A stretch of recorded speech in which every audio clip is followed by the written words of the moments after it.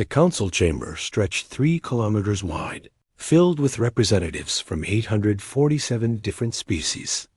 Some breathed methane, others required pressure suits, and a few existed as pure energy contained in crystalline matrices. At the center of this vast assembly stood Ambassador Ji-ho Kim, the sole human representative. His simple black suit stark against the exotic forms surrounding him. Council. Prime Velther raised 4 of his 6 arms, demanding silence. His insectoid face clicked with what passed for a smile among his species. The chittering sound echoed through translation devices worn by every delegate. The human delegation will now hear the judgment of the Galactic Council, Velther announced, his mandibles spreading wide. For 47 cycles, we have tolerated your expansion. For 47 cycles, we have watched you spread across 47 worlds like a disease. This ends today. Ji-ho stood motionless, his hands clasped behind his back. His face showed nothing but polite attention. Around him, hundreds of alien eyes, sensors, and perception organs focused on his reaction. They wanted to see fear. They wanted to see panic. The territories you occupy belong to the Council by ancient law, continued another delegate, a floating gas being named Threndok. Laws established 10,000 years before your species discovered fire. You will surrender 80% of all resources from Earth and your colonies. You will accept protectorate status under Council authority. You will reduce your military to police forces only. You will submit. A murmur of agreement rippled through the chamber. This was how it always went.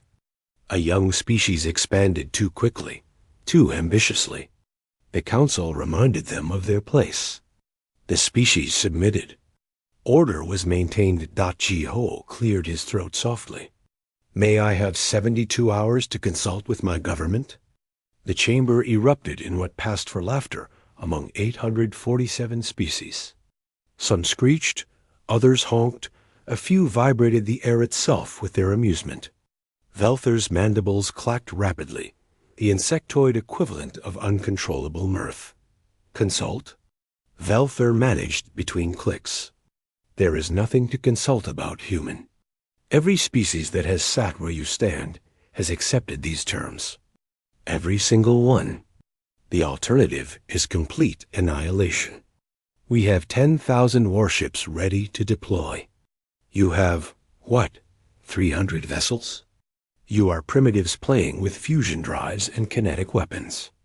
We have technologies your scientists cannot even imagine. Ji-ho nodded slowly. I understand your position. Nevertheless, I must consult with Earth. 72 hours, please. Something in his tone made a few of the closer delegates lean back. Ji-ho's face remained pleasant, almost friendly. But his eyes held something that made certain species uncomfortable. He was not afraid. He was not angry. He was simply waiting. Velther waved a dismissive arm. Very well. 72 hours. Use them to prepare your surrender documents. Dismissed.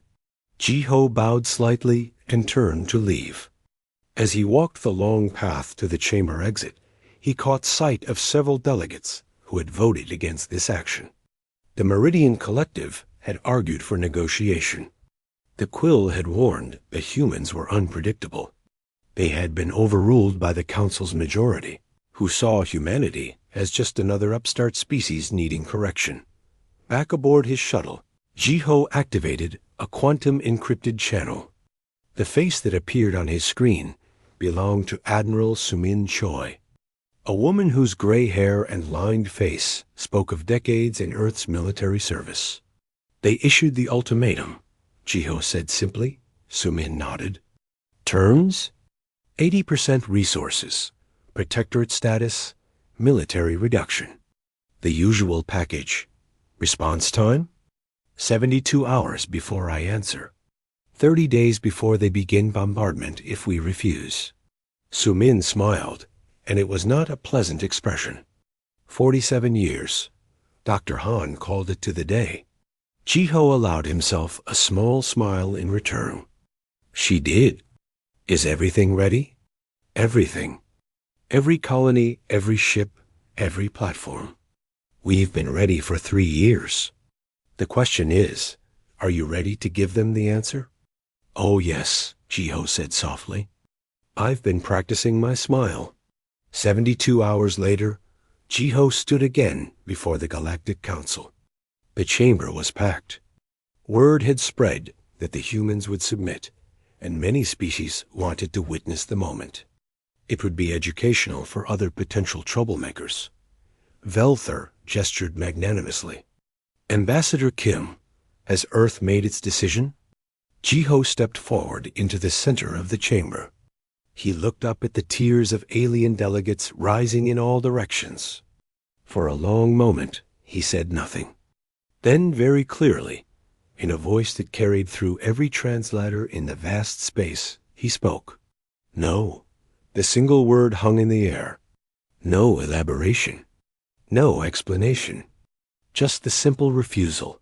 Velthur's mandibles froze mid-click. What did you say? No, Jiho repeated.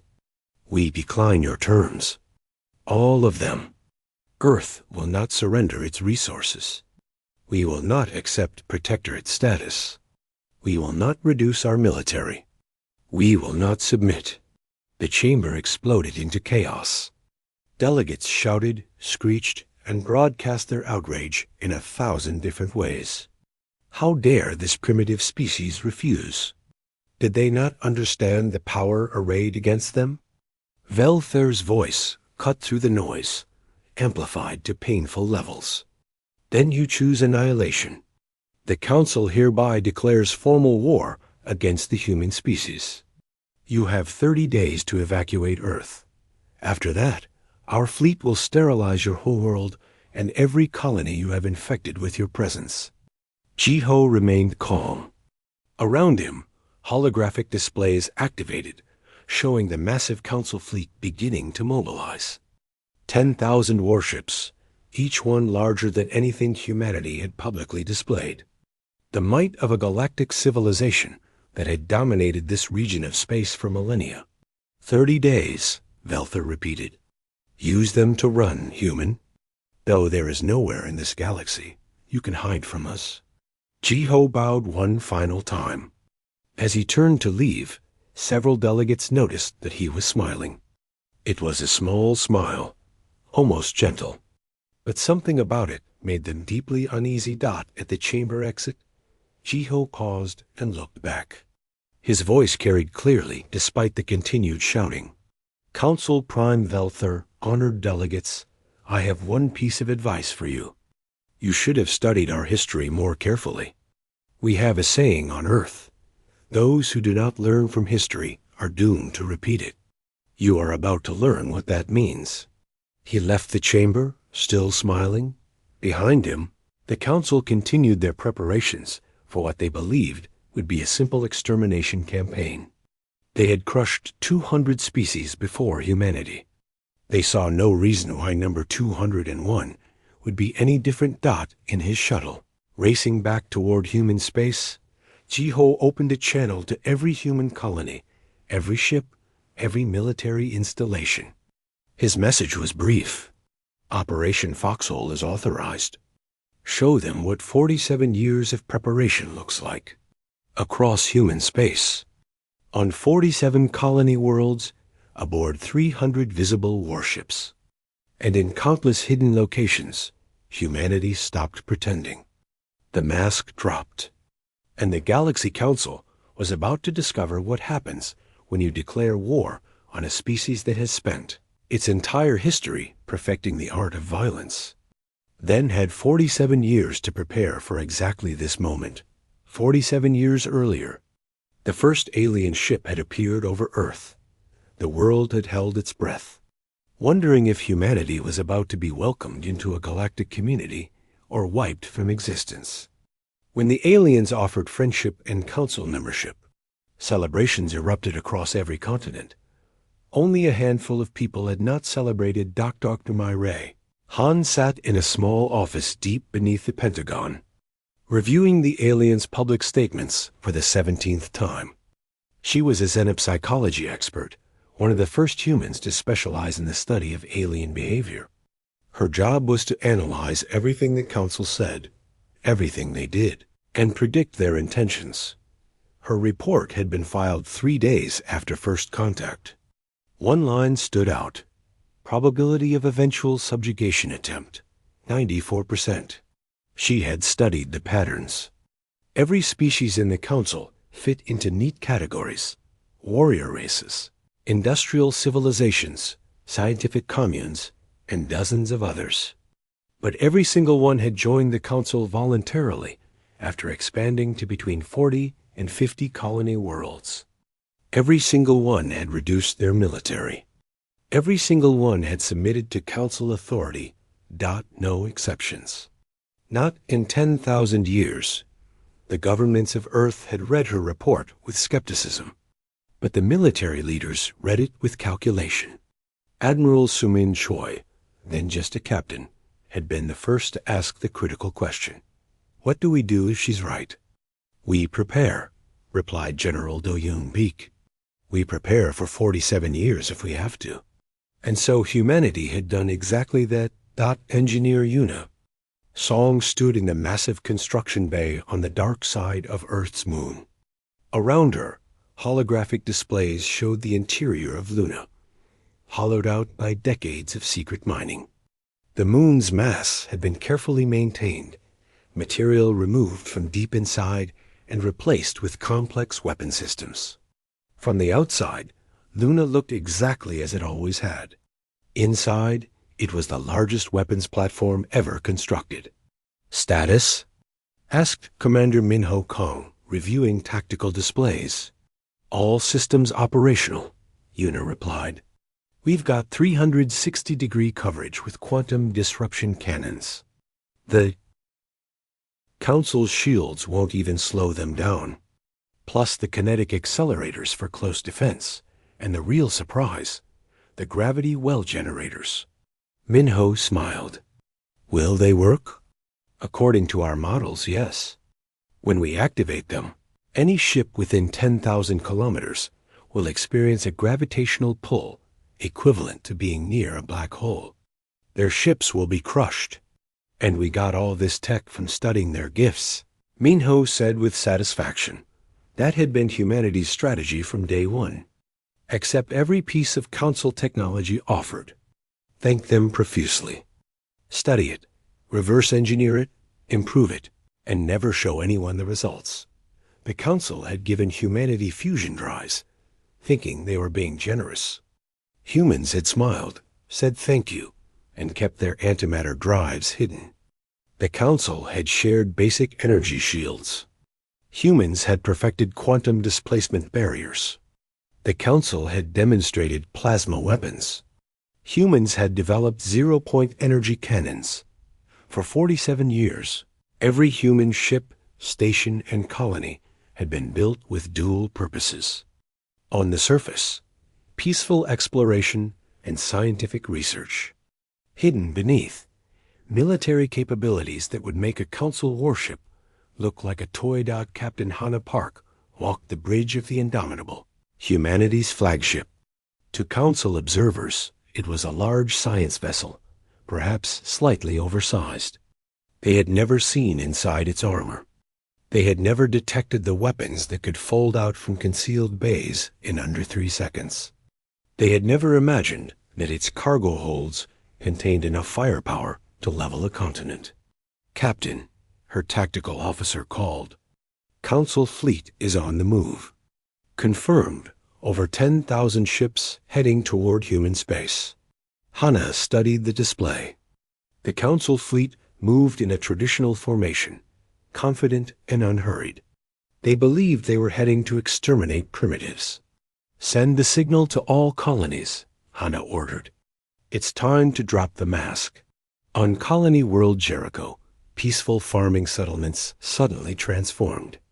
Buildings that had seemed like agricultural processing centers opened up, revealing missile silos. The irrigation systems were actually camouflaged energy weapon emplacements. The civilian transports in orbit deployed military-grade shields and weapon arrays. Every colony was the same. 47 worlds that the Council thought were vulnerable. Civilian settlements were actually 47 fully militarized fortress worlds, each capable of defending against a fleet 10 times their size. Diplomat Hyan Lime sat in his office on Council Station 7, officially processing trade agreements. Unofficially, he was the head of human intelligence operations in Council space. For 47 years, humans in diplomatic positions had been recruiting, gathering information, and preparing for this moment. His communicator chimed with the authorization code.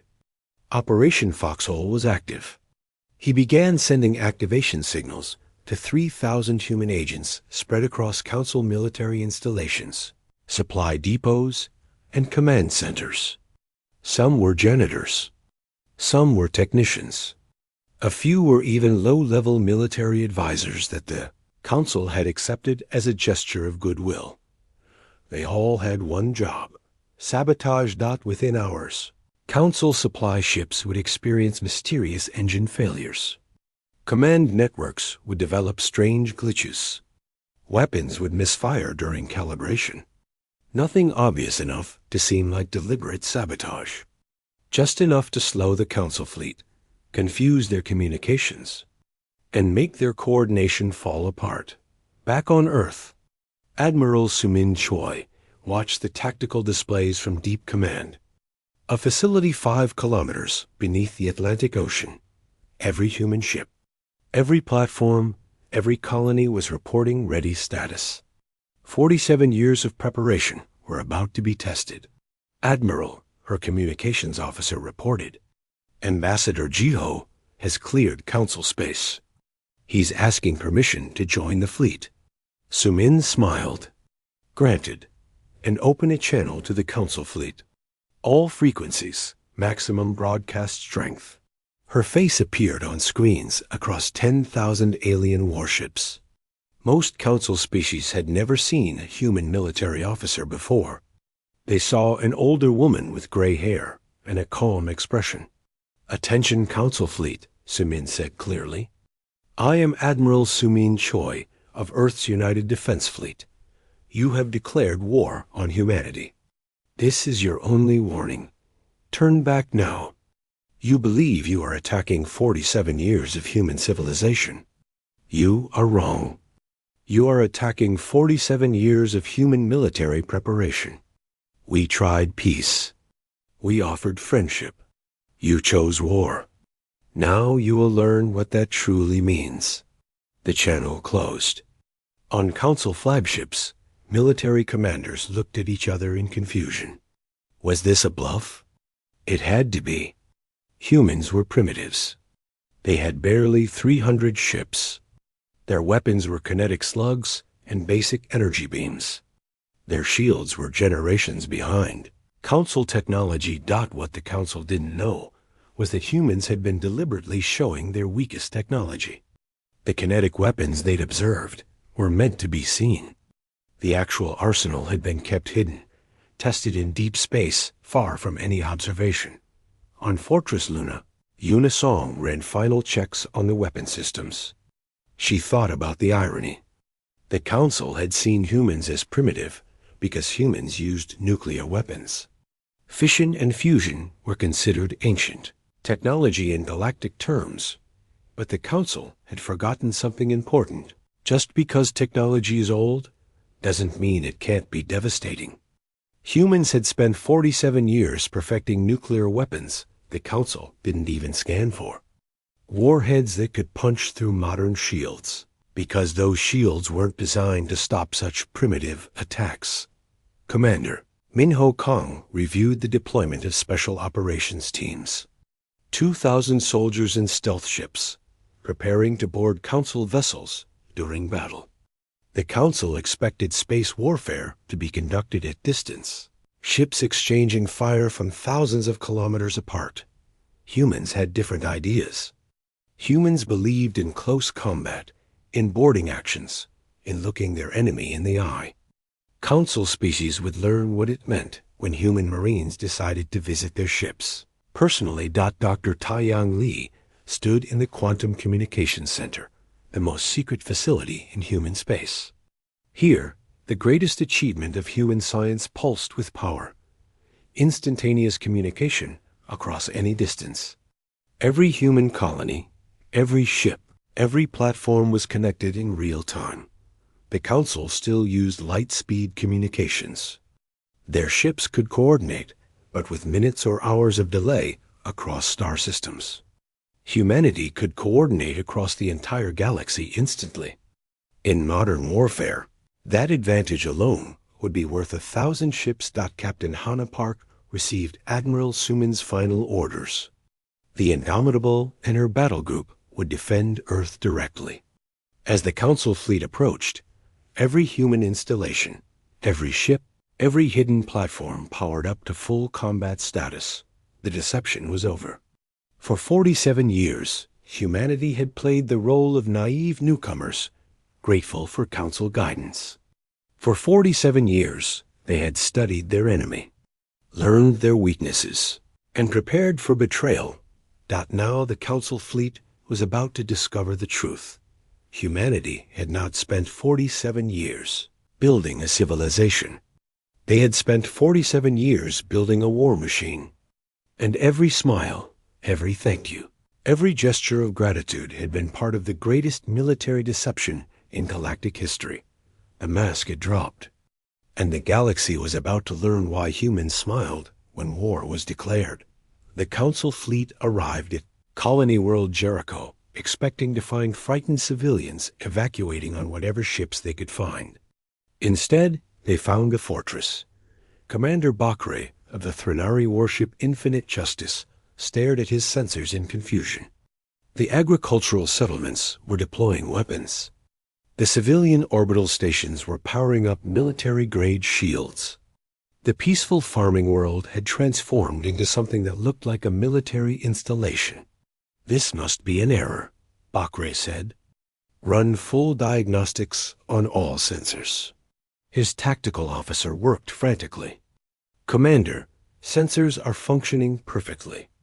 I'm reading energy signatures consistent with quantum disruption weapons, zero-point cannons, and—" "Commander, those are antimatter reactors powering those installations." Bakre felt something unfamiliar: doubt. "Antimatter? The humans don't have antimatter technology." "They do now, sir." The Council fleet moved into attack formation, still confident in their numerical advantage. They had 500 ships at Jericho. The humans had perhaps 20 vessels in orbit. The math was simple. And the surface of Jericho opened up. Hundreds of weapons emplacements that had been invisible to scans revealed themselves. The 20 human ships suddenly deployed additional armor and weapons from concealed bays. And from the dark side of Jericho's moon, 50 more human warships appeared, ships that had been hiding in complete electronic silence. "All ships," Bakre commanded. "Attack pattern Delta. Overwhelm them with numbers." The Council fleet surged forward. Human ships did not retreat. Instead, they accelerated directly toward the Council fleet at speeds that made several alien commanders gasp. No sane species engaged in close-range combat in space warfare. The risk of collision, of mutual destruction, was too high. Humans were not sane by galactic standards. Commander Sujin Quan piloted her fighter craft straight at a Threnari, cruiser 5 times her size.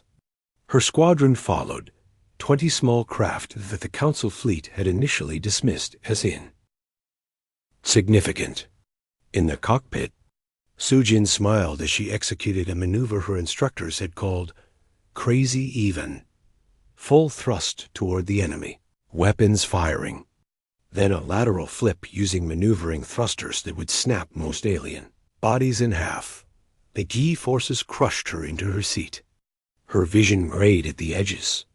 But she held the maneuver, and her fighter spun beneath the cruiser's shields, delivering a zero-point torpedo directly into its reactor. The explosion lit up the battlefield. "That's one," Sujin said calmly. "Squadron, engage at will." Show them how humans fly. Her pilots responded with wild maneuvers that violated every principle of safe spaceflight. They flew through debris fields that would shred most ships. They used gravity from planets and moons to slingshot at impossible velocities. They fired while spinning, while diving, while doing things that made the Council pilots sick just watching.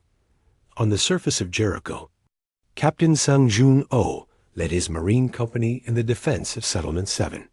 The Council had landed ground forces, expecting to overwhelm the human defenders with superior numbers and technology. They had not expected humans to fight like demons. Council soldiers wore advanced combat suits and carried plasma weapons. But they were slow, methodical, following tactical doctrine developed over millennia. Human Marines wore lighter armor and carried a mix of plasma rifles and what the Council considered primitive projectile weapons. But the humans moved like they were born for war. They used cover effectively. They flanked constantly. They fought with an aggression that shocked the Council soldiers, who were used to civilized warfare conducted at distance with careful aim. Sang-Jun put 3 rounds from his rifle through an alien's shields at close range. The projectiles, simple kinetic slugs, punched through because the shields weren't calibrated to stop such primitive attacks. He threw a grenade that was just a container of high explosives, no sophisticated technology, just boom. It worked perfectly. Marines, advance. Sang-Jun ordered. Close combat. Don't give them time to think. His company charged. Council soldiers tried to retreat, to maintain distance, to fight by their rules.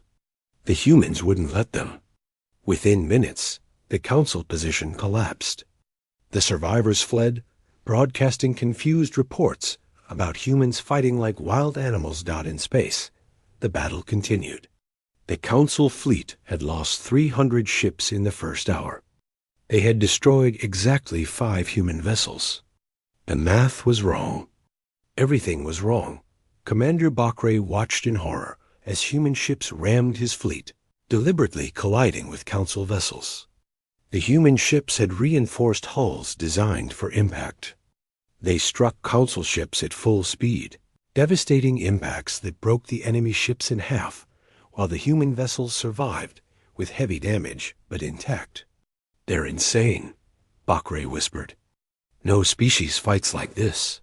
His communications officer interrupted. "Commander, we're receiving boarding alerts across the fleet. Human Marines are cutting through our hulls." This was impossible. Space combat did not involve boarding actions. The idea of cutting into a ship during battle, of fighting hand-to-hand in zero gravity, was considered antiquated by every Council species. Humans had not received that memo.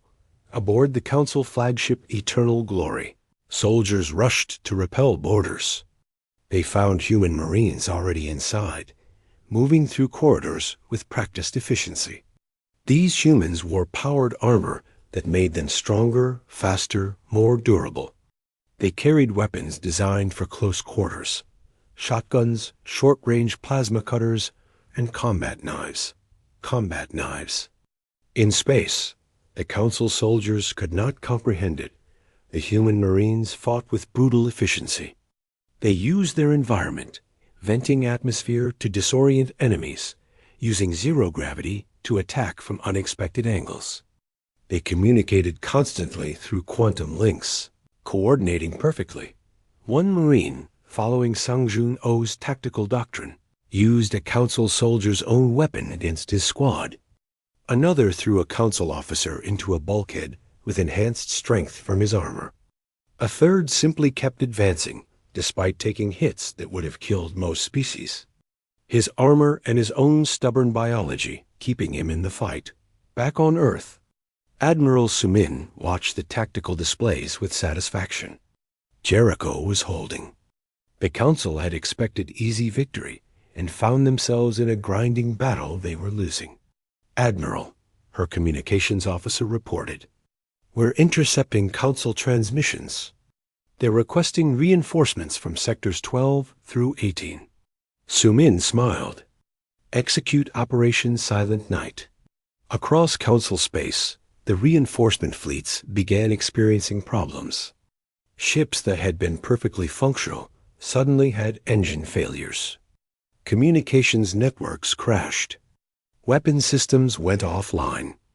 And everywhere, human saboteurs who had been in place for years activated, making sure the reinforcements would never arrive. Diplomat Hyan Lim sat in his office on Council Station 7, calmly deleting his files and preparing to evacuate. His agents had done their work perfectly. 3,000 humans across Council space had simultaneously crippled the Council's ability to respond. The beauty of the plan was that it looked like accidents, not sabotage. A technician had made an error here. A system had glitched there. Maintenance had been delayed somewhere else. No single incident was suspicious. Together, they paralyzed the Council's military response. Jericho, the Council fleet finally began retreating. They had lost 2,000 ships. 2,000 vessels destroyed by a supposedly primitive species. Commander Bakre sent his report to Council Prime Vel Thur, his message filled with disbelief. The humans are not what we believed. They are warriors. True warriors. They fight without fear, without hesitation. They embrace tactics we would never consider. They turned their entire colony system into a trap. Request immediate. His transmission cut off as a human torpedo struck his ship. Captain Hana. Park received the report from Jericho. Confirmed victory, Captain. Council fleet is in full retreat. Estimated enemy losses, 2,300 vessels. Human losses, 47 ships, mostly due to ramming attacks. Hannah nodded. 47 ships, one for each year of preparation. The symbolism was not lost on her. Broadcast our footage to the entire galaxy, she ordered.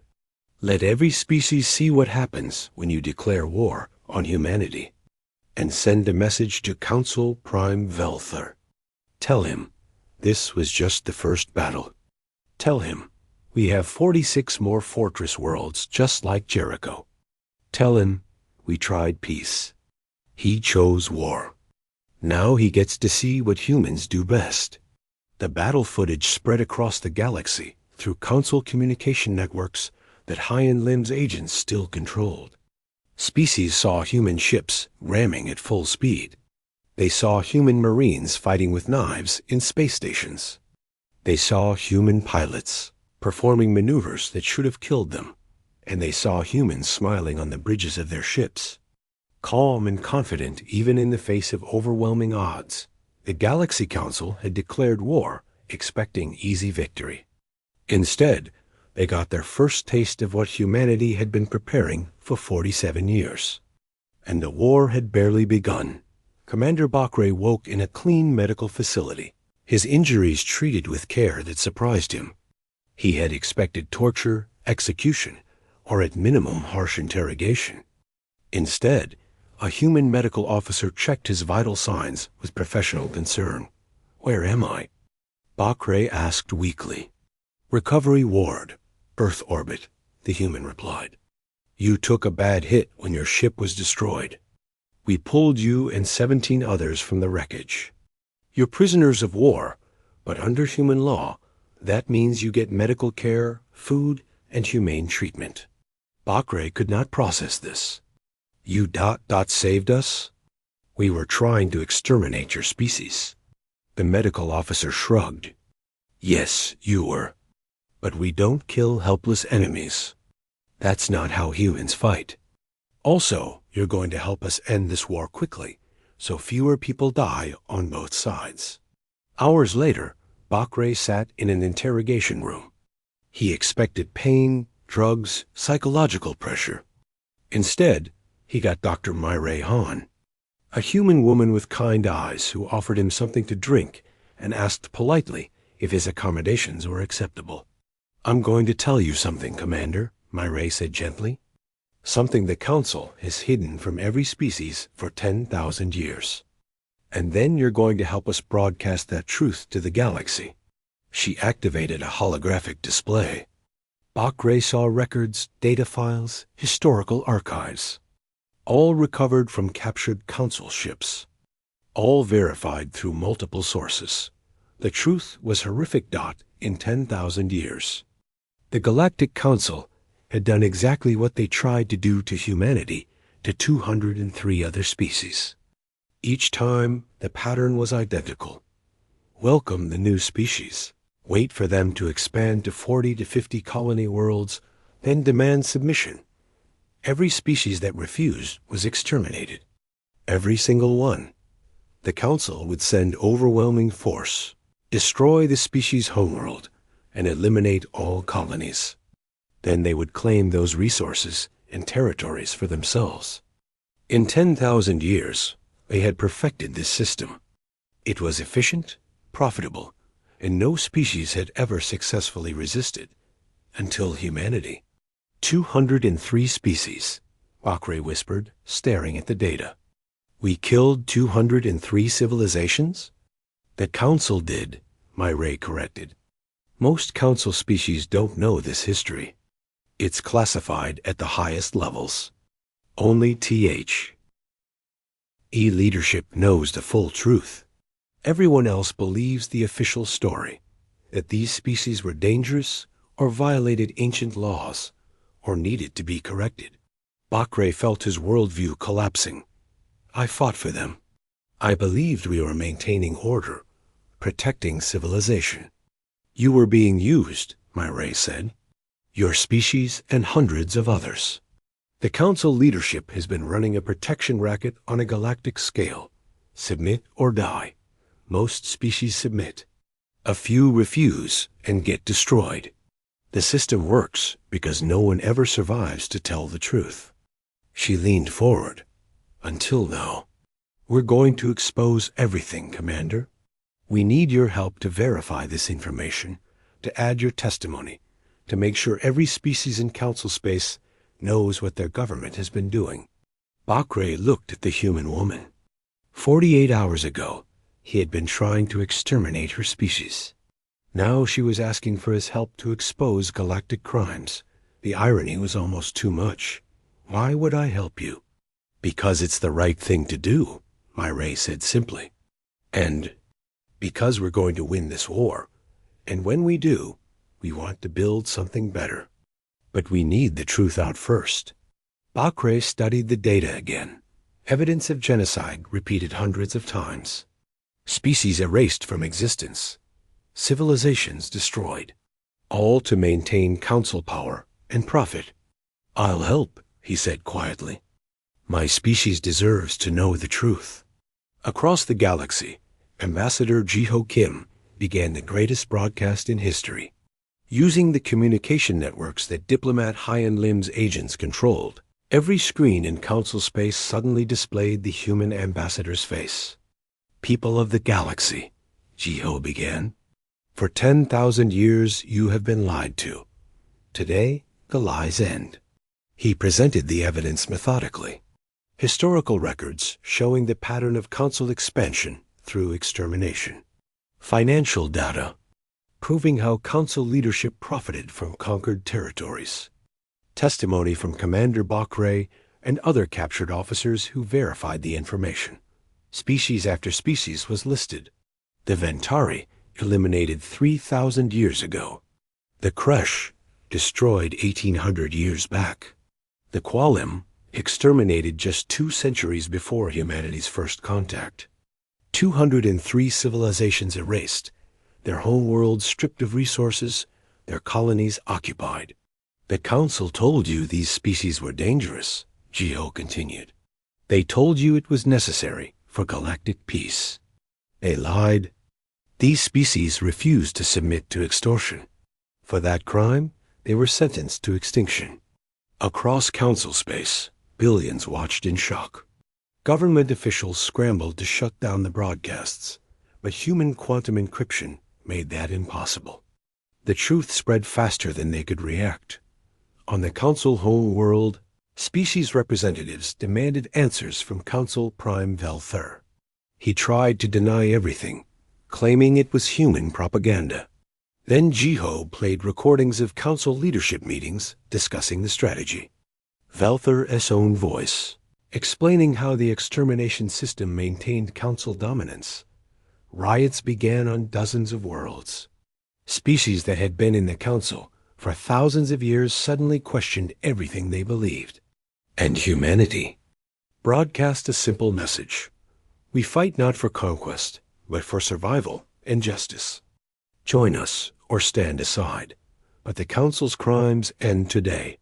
Dr. Taiyang Li stood in the Quantum Communications Center, coordinating the information warfare campaign. This was humanity's true secret weapon, the ability to communicate instantly, across any distance, to coordinate perfectly, to share information at speeds the Council couldn't match. We're receiving signals from 63 species requesting contact, a technician reported. They want to discuss joining humanity's side. Taiyang nodded. Route them to Ambassador Jiho and keep monitoring Council communications. I want to know the moment their leadership fractures. That moment came faster than expected.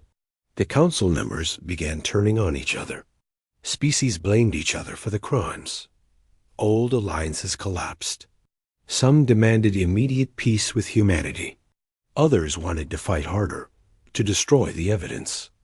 Admiral Sumin watched with satisfaction as the Council military structure fell apart.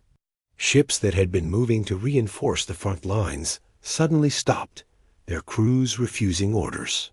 Entire fleets defected, declaring they would not fight for a criminal government. Admiral, her tactical officer reported, Council Prime Velthur is moving his personal fleet toward Earth. Approximately 5,000 ships, all from species still loyal to him. Sumin smiled coldly. He wants to end this personally. Fine. Captain Park, is the Indomitable ready? On the bridge of humanity's flagship, Hannah Park checked her displays. All systems optimal. Admiral, we're ready. Then let's give the Council Prime a demonstration, Sumin said. Activate Fortress Luna. Full combat mode. Earth's moon transformed. Panels that had looked like natural craters opened to reveal weapon systems that made Council technology look primitive. The gravity well generators powered up, creating distortions in space itself. Quantum disruption cannons charged to full power. Engineer Unisong ran final checks on her life's work. 47 years of secret construction, hidden in plain sight. All systems green, she reported. Luna is ready to fire. Captain Sang Jun.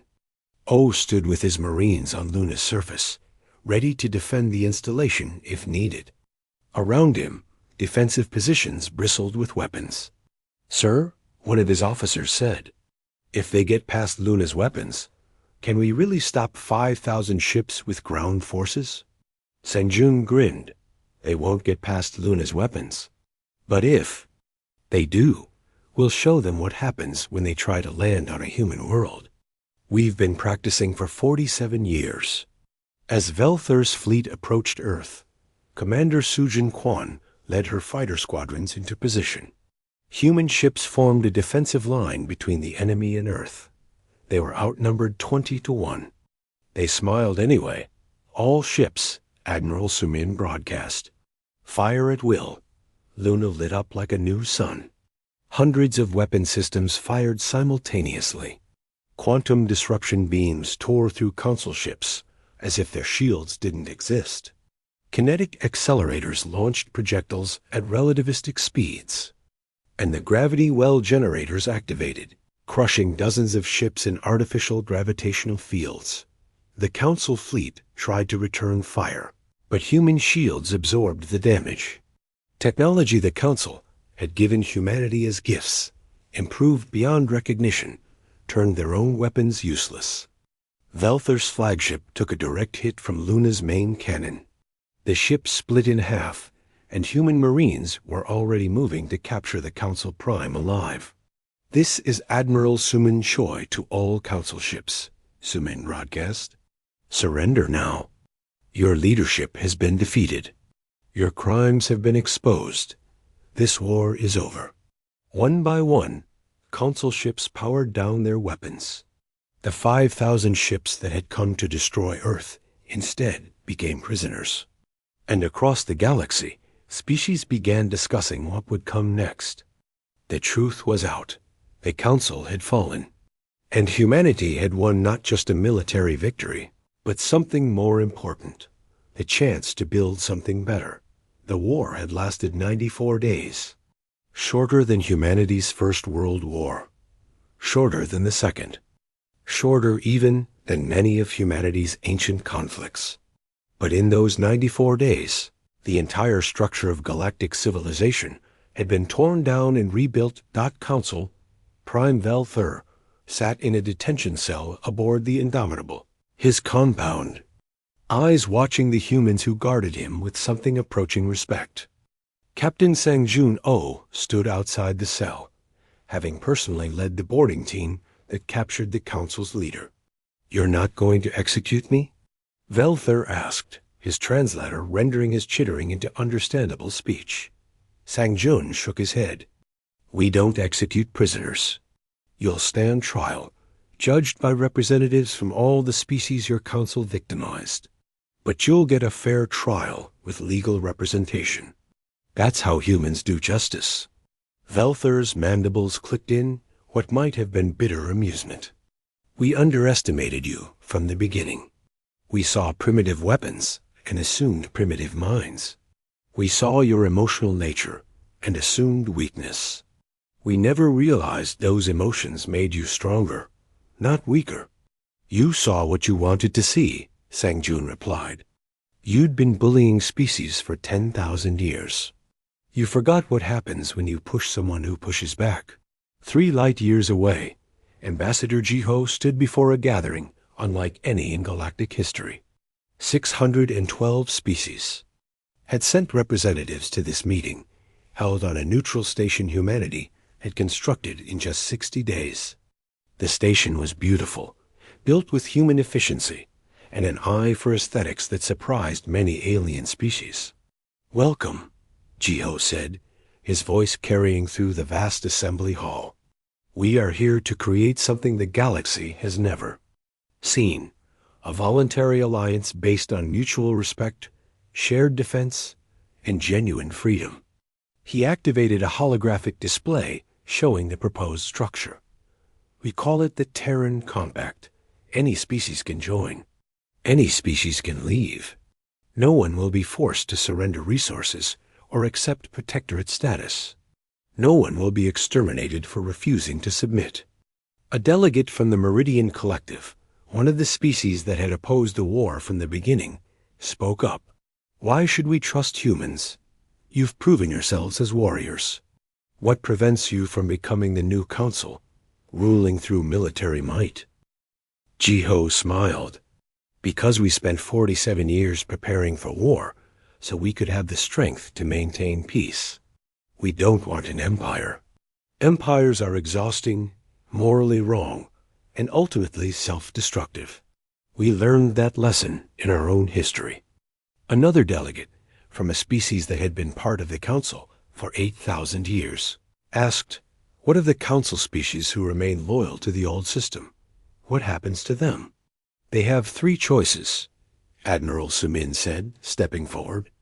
"Join the compact, accept independence and peaceful isolation, or continue fighting, in which case we will defeat them and then offer them the first 2 choices again. We prefer the peaceful options." The debate lasted 3 days. Species argued about representation, voting rights, military command structure, resource sharing, and 1,000 other details. Humans listened, offered suggestions, and compromised on every point that didn't sacrifice the core principle. This would be an alliance of equals, or it would be nothing. On the 4th day, 612 species voted.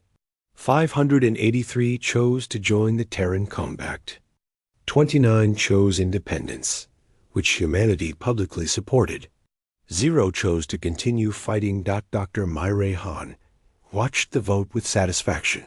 47 years ago, she had predicted the Council would attempt subjugation.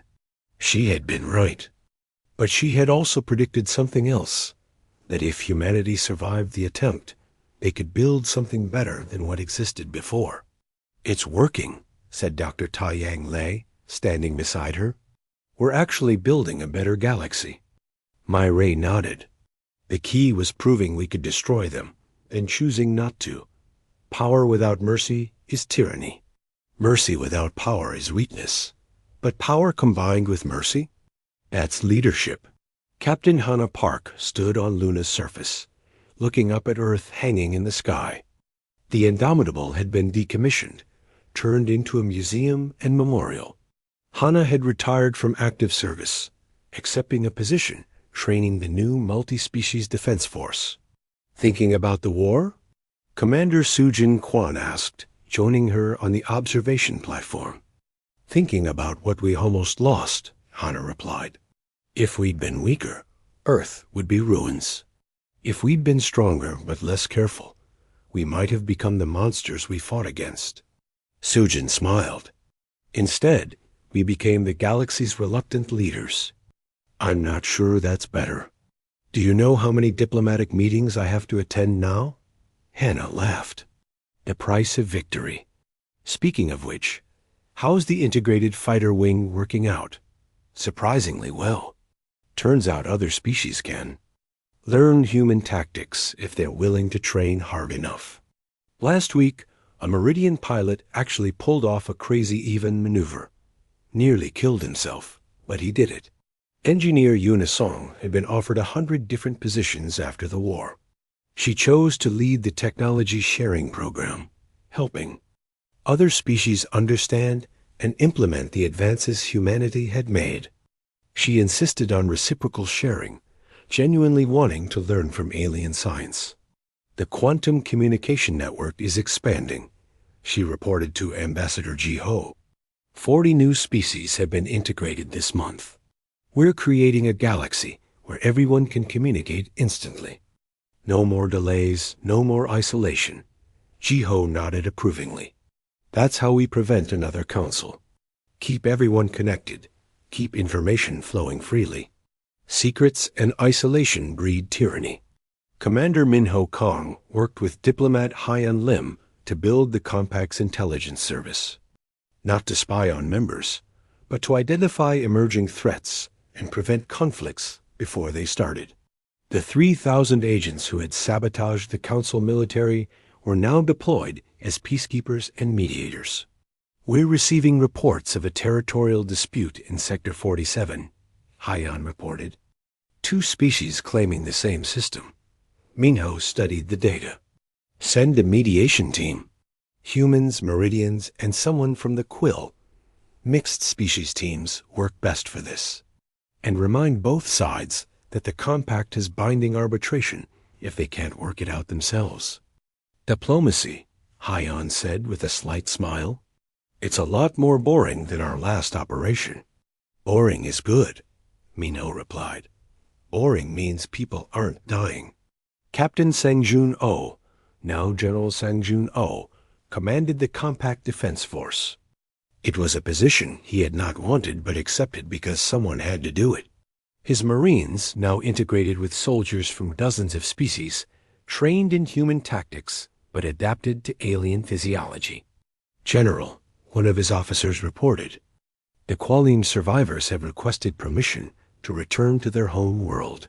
They want to rebuild." Sangjun remembered the data. The Qualim had been exterminated by the Council 200 years ago. But some had survived, scattered refugees hidden across the galaxy. Now they wanted to go home. "Approved," Sangjun said. "And send construction teams to help.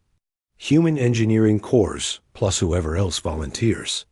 Let's turn genocide into resurrection." 6 months after the war ended, Council Prime Velthur stood trial. Not on Earth, not on any single world, but on the neutral station, before judges representing 203 species that the Council had attempted to destroy, over 10,000 years. The evidence was overwhelming.